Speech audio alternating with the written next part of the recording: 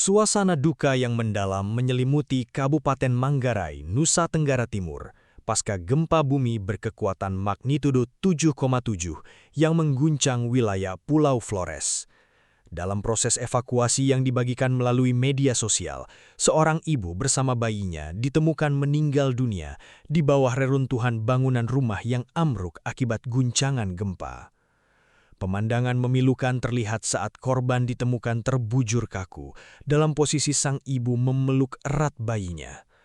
Posisi tersebut menunjukkan upaya perlindungan terakhir dari seorang ibu kepada buah hatinya di tengah detik-detik runtuhnya bangunan.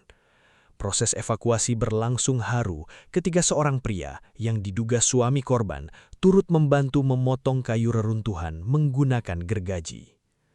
Meskipun bencana datang dalam waktu singkat dan merenggut nyawa keduanya, pelukan erat di antara puing-puing tersebut menjadi simbol nyata dari ketulusan serta naluri kuat seorang ibu yang melindungi anaknya hingga akhir hayat.